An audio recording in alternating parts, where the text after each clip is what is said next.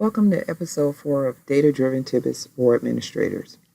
Today we will discuss how using the Palm Beach Performance Assessment Report can drive written success on the upcoming FY20 FSA ELA assessment. The impact of writing on FSA ELA is a major component on student overall score. The text-based writing component at grades 4-10 is a depth of knowledge level 3 task.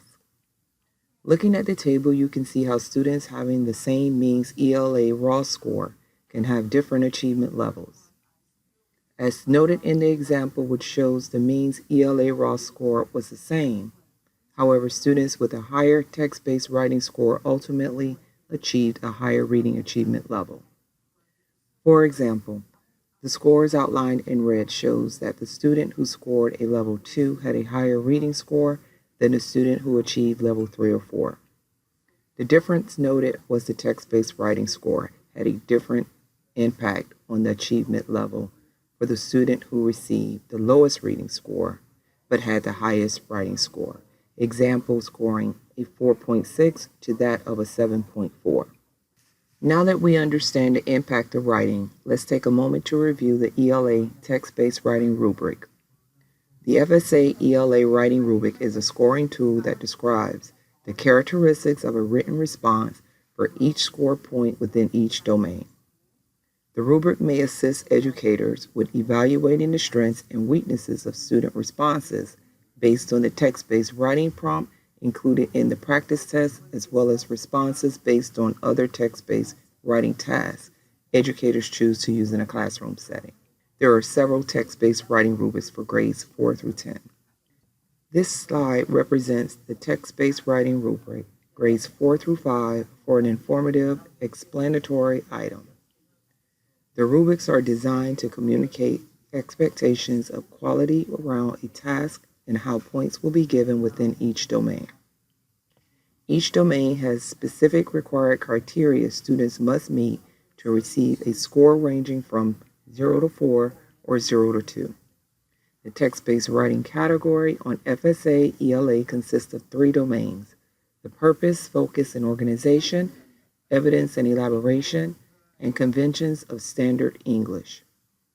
To maximize impact to students' overall writing strengths to reflect in FSA writing, student conferences should be made to ensure students are moving from one score range to the next with critical feedback needed to achieve growth. Here is an example of an opinion rubric. Now that we've discussed the impact of writing and the FSA ELA text-based writing rubric, to access school-wide writing category overall performance, visit the Florida Department of Education website. Access to school-wide overall performance allows instructional leaders opportunities to collaborate in creating actionable instructional focus goals for writing, which lends itself to potential guiding questions for future instructional writing focus plans and professional development. After discussing the impact of writing and the FSA ELA text-based writing rubrics, the Educational Data Warehouse provides reports to assist in utilizing writing performance as a lagging and leading indicator.